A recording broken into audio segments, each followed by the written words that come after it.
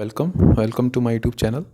So in this video, I'm going to take a interview experience of Abdullah at ARIES. So Abdullah, can you give a brief introduction about yourself? Yeah, sure. So my name is Abdullah Ahmed. I'm from UP, and I have done my BSc Physics honors from University of Delhi and my masters MSc Physics from Jawaharlal Nehru University, Delhi. So how you were selected in BSc program of Delhi University? So basically, in my time, I took admission in 2017. In that time, they used to take students on the basis of 12th board marks. So I had good marks in my class 12 board, ICC board. So I got admission basis on that basis. So what was the college name? My college name was Dayal Singh College. It's in South Campus. And then you did your MSc from JNU. So how JNU take MSc students? Is there any exam? Yeah, basically NTA conducts this exam, JNU AAA. So it's a competitive exam, and I passed that exam and got admission. Basically, there is only entrance, no interview. So I qualified my written exam and I got admission in JNU. So how was your experience as a JNU student at that time? It was a very good experience, I'll say. Like the old faculty, which is in JNU, they are really good, really good.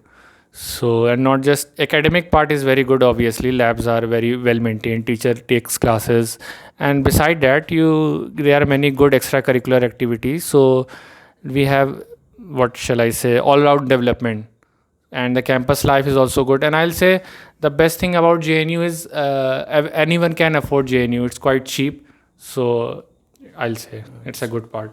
Yeah, I heard the hostel fee is negligible. Yeah. Okay, so what was your MSc project? Okay, so my specialization was in particle physics. I did project on this neutrino oscillation.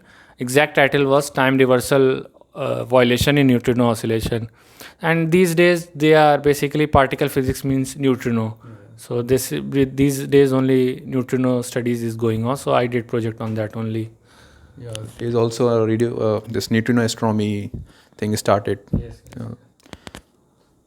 So you have qualified this GATE examination and also the JEST examination with a very good rank, and you were called for interview at various institute, and one of them is ARIES. So how many members were there at the interview panel at ARIES? Okay, that was I think around 8 to 10 members. I think most of the faculties were there to take my interview. So ARIES is mainly is known for this research on is related to astronomy and astrophysics. Yes. Okay, so your interest is on astronomy. Yes, basically, basically there are 2 3 program. One of them which you mentioned, it is astrophysics, and basically observational astronomy. It is there, and the other research is also there, related atmospheric sciences. So both of them are good there. This astrophysics, observational astrophysics, and this observational astronomy both have telescope in ARIES, because in hills you get a good observation. So in ARIES there are telescope from where you can. And this ARIES does not have it's a part. It's the degree is provided by the IT Roorkee, I guess. Okay. So coming to the interview, so we will try to recreate the interview that he experienced. So I will ask the question and he will try to answer the questions on this board. So for the first question from the panel was, so can you name the electromagnetic spectrum in accordance with the increasing frequency? Yeah. So basically this is, I'm writing it in short form because I cannot write all in full form. So basically this is gamma rays, X-rays, ultraviolet rays, visible rays, infrared, microwave and radio wave, and this is most energetic, this is least energetic. So this is the increasing frequency. Yes, in this direction it is increasing frequency. Okay. So can you guess the wavelengths of each spectrum? Yeah, like I didn't exactly remember this, but I tried to guess it in the interview panel. So basically, I started with the visible range because everyone remember visible range. So I told them this visible range has 400 nanometer to around 700 nanometer. Then I moved to this X-rays. So I told them I don't remember exactly the wavelength of X-rays, but I'll try to guess it. So I told them the X-ray diffraction. In X-ray diffraction, it is only possible when the wavelength of X-ray is equal to the interplanar spacing of crystal. Order of nano. Yeah. This angstrom. Yes. So I told them the like order in crystal spacing, it is around 1 angstrom. So I told them it is around 0.1 nanometer. And for gamma rays, it is obviously more energetic, so the wavelength will be lesser than 0.1 nanometer. Then I told them this far end. I told them that this radio waves, it has first, like I couldn't tell it exactly. Then they gave me hint, like they told me you guessed for X-ray, guess for radio waves also. So he like the interview, one of the professor asked me where is this radio wave used. So I told them we use in cars, in our radio and all mobile phone. So then he said guess it. So then I said okay, this should be equal to the dimension of the let's just say radio. So I told them it's around 1 meter. Yeah, so we see the antennas which are of somewhat length Yes, of 1 meter. That's why we have this. okay, it's fine. Now scientists are trying to like they want to answer question how universe was formed, and for that we have developed a lot of telescope. So which type of which electromagnetic spectrum can reach Earth and which doesn't? Can you? Okay. So I told them that this about gamma rays. I told them the gamma rays they cannot reach here because they are obviously very energetic and they, X-ray also. yeah. First of all, I told them gamma rays it cannot reach here. Then I told them X-rays also because it is radioactive, kind of radioactive. So I told them yes, X-rays also cannot reach there. So then I moved to ultraviolet. I told them we have ozone which protect us from ultraviolet rays. However, certain amount of UV rays reach this atmosphere. So I told them UV rays also some amount of reach there, and visible obviously it reach there because we can see everything. And then I kind of skipped this infrared because I was not sure about that infrared reach or not. Then I told them these are these definitely reach here because we That's have why used. we have radio telescopes. Yes, exactly. So we have radio telescope GMRT, one of the famous Yeah. radio telescope in India. Okay. So so basically that was that.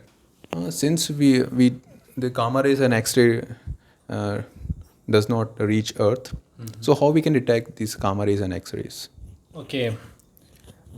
So basically it does not reach Earth surface. So I said we can launch our satellite. From satellite we can obtain gamma rays because outside Earth gamma rays reach there. So I told them we can launch satellite. From there we can take reading, and through communication we can send the data to Earth, and there we can do analysis. But I think that's a very expensive thing to do. So do you have any other idea to detect this gamma rays and X-rays? Yeah. So I told them obviously it does not reach Earth atmosphere from where we are doing observation. So I told them we can do indirect measurement. So I told them that gamma rays, it will interact with the atmosphere. So I told them when it interacts with atmosphere, it is producing some kind of particle and some kind of interaction. So we can study those interaction, and from there we can infer the properties or whatever thing which we want to know about this gamma rays. From there we can know about it through indirect measurement, I'd say. Okay. So now coming to the classical mechanics. So what are the postulates of special theory of relativity? Okay. First postulate which the Einstein told was that the laws of physics are same in all inertial frame of reference, and the second postulate which he told that the speed of light c is a constant, it is independent of the motion of the observer. Yeah, so these are the two main postulates of special theory of relativity. Yes. Okay. So what is space-time interval? Okay, so basically, space-time interval, it is invariant for, let's just say, I told them that if there is a motion, relative motion of observer and the surrounding, let's just say, so that del s square, it will remain invariant. That's why we are so much interested in that quantity, space-time interval. And it is constant. Yes, Okay, so can you write? we will denote it by del s, del s square, del x square plus del y square plus del z square minus c square del t square. Basically, this is xyz coordinate difference. This is time and this is c speed of light. In one frame. Yeah. And the same difference in other, if we take the difference of the same in other frame, it's come out to be constant. Yeah, this quantity is constant. Del s square is constant. Okay. So what are the different type of this space-time intervals? Okay. Now we have three type, which is space-like. One is space-like. Second is time-like, and third one is light-like. So basically, this is del s square is less than 0, del s square is greater than 0, del s square is equal to 0. So these are the three possible cases in this. So now suppose this is the space-time interval. Okay.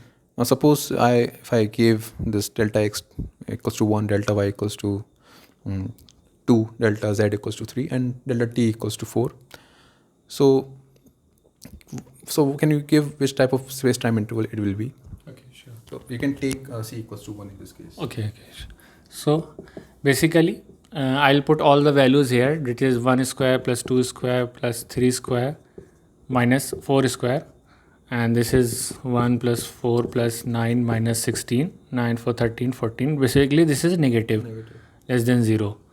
Okay, so this is space-like. Okay. That's what I told them. So what is the physical significance of space-like, time-like, and light-like? Okay, so like in interview panel, I told them, first of all, I clearly mentioned them that I don't remember this concept exactly. So I told them, but somehow I can guess it. The space-like was the two events cannot simultaneously occur in the same place if they are some del t apart. Similarly, for time-like, I told them two simultaneous event cannot take place at distance apart. I clearly mentioned them. I don't remember it exactly, so they were fine with it. Okay, if you don't remember it exactly, then it's fine. But then they further asked me some question related to it, whether it is possible or not. So I told them, okay, I'll try to answer you through light cone. So they said, okay, that's fine. Draw the light cone, and okay, so I draw the light cone.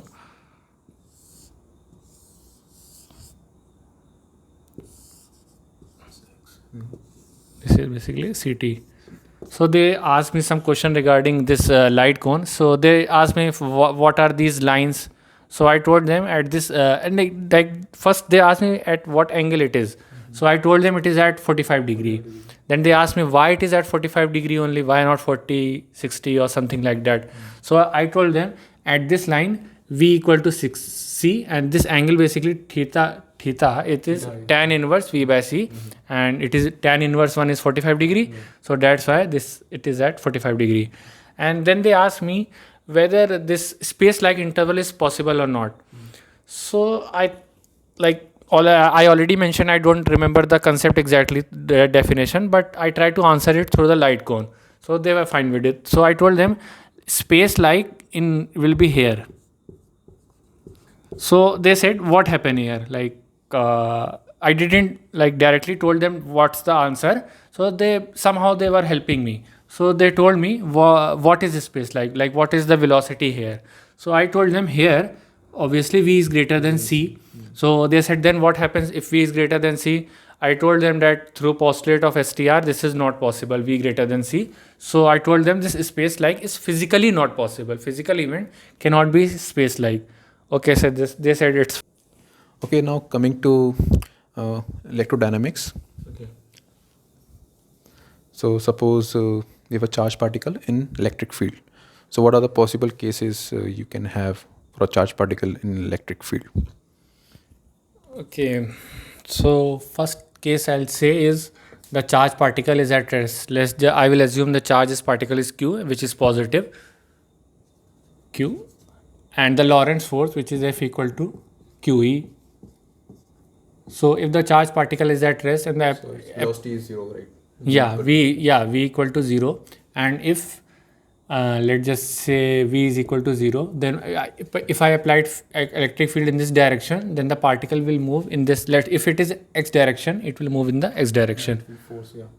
And the second case is if the particle is moving parallel to electric field, let's just say v is in x direction, vx cap, and if electric field is also in the same direction, vx cap, then it will accelerate. Basically, the charge particle q will in the same direction, it will accelerate. So, and the third case, if electric field is perpendicular to magnetic field.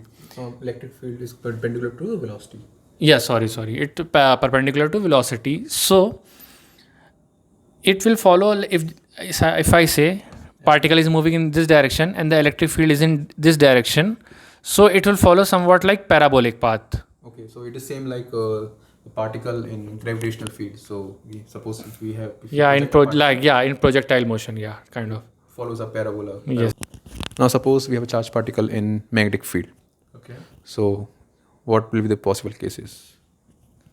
So here the equation which is followed is q v cross b. Here this F is force, Q is charge particle, V is the velocity of particle, and B is the applied magnetic field.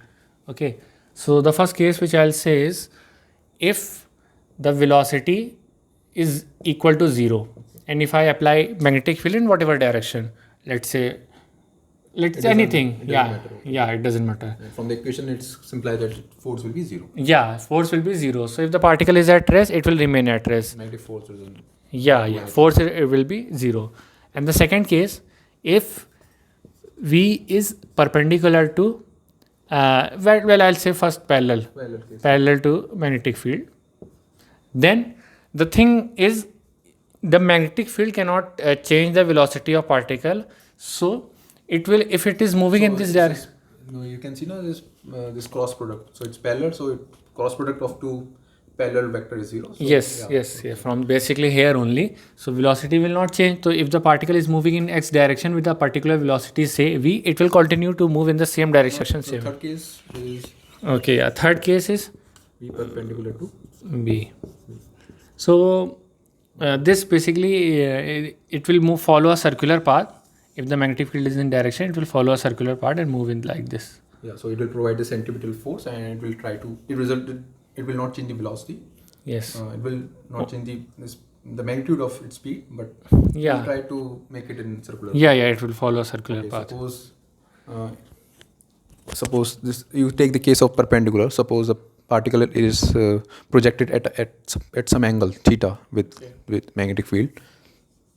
So if I say velocity is this, and let's just say perpendicular to magnetic field this. Yeah. This theta angle. Okay. So in that case, it will follow this helical path. So it will the parallel component will give pitch like this. I'll draw it here. Okay. So like this. This circular path is due to perpendicular component, and this upper part which is here pitch. This is because of parallel component. Okay. And the perpendicular has this radius mv upon qb, and this pitch is v parallel into t. The day t is time period. So can you tell what are their hobbies?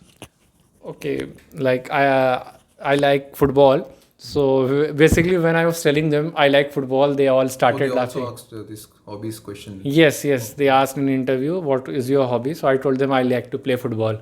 So and then they all started laughing, and I was wondering why are they all laughing? Football is a good hobby. Then one of them said that we don't have a football court here because the area is located in Nainital, which is a hilly area. So they told we don't have a football court here, but you have different sports. So thanks guys for watching this video and Abdullah's interview experience at ARIES. Thanks.